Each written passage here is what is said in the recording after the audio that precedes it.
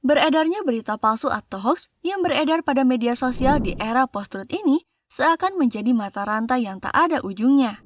Berita tersebut diproduksi, direproduksi, kemudian disebarkan secara terus-menerus hingga menjadi sebuah fenomena dan tradisi yang biasa saja. Banyak warganet yang merasa berhak untuk berujar apapun di media sosial hanya dengan menggunakan payung pembenaran kebebasan berpendapat.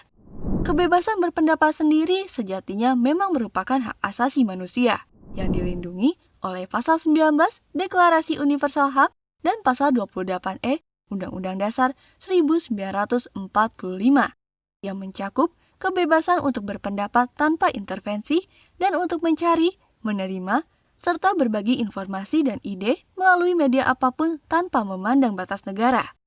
Sayangnya, tidak semua orang menyadari bahwa hak kebebasan tersebut tidak absolut, karena harus disertai oleh tanggung jawab khusus.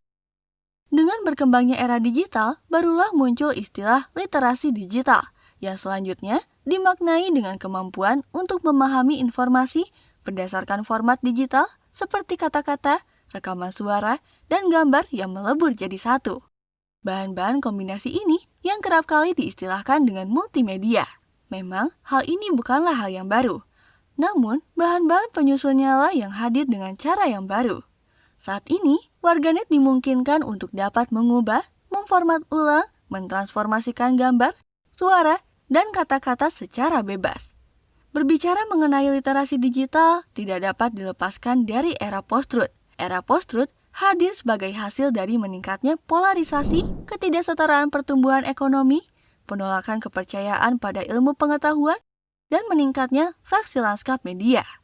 Media sosial seperti Facebook, Twitter, Instagram, Snapchat, atau WhatsApp adalah tempat di mana gosip, breaking news, dan informasi yang sedang ramai dibicarakan halayak cepat untuk menyebar. Diketahui, platform yang paling banyak persebaran hoaxnya adalah Facebook. Menurut laporan Statista, dalam 1 dekade terakhir, pengguna aktif bulanan Facebook telah mengalami kenaikan hingga 3,4 kali lipat. Pada kuartal 4 2011, jumlah pengguna aktif bulanan media sosial tersebut tercatat sebanyak 845 juta. Kemudian, pada periode yang sama di tahun 2021, jumlahnya sudah bertambah menjadi 2,91 miliar. Yang setiap penggunanya menghabiskan paling tidak 20 menit per hari untuk membaca informasi terbaru pada lini masa mereka. Kementerian Komunikasi dan Informatika atau Kominfo mengumumkan telah memutus akses sebanyak 565.449 konten negatif di internet sepanjang 2021. Kemudahan mendapatkan informasi dari media sosial dapat menjadi ladang hoax. Lalu, apa sih hoax itu? Hoax adalah berita bohong atau berita yang tidak terverifikasi kebenarannya.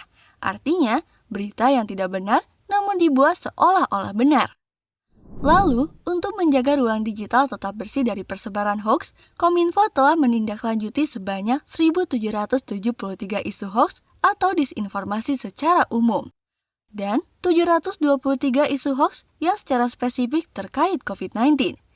Secara khusus, Kominfo juga telah menangani total 43 kasus perlindungan data pribadi. Lebih lanjut, Dedi sebagai juru bicara Kementerian Kominfo menyebut 19 diantaranya telah selesai diinvestigasi dan dikenai sanksi. Sementara 24 kasus sisanya masih dalam proses penanganan.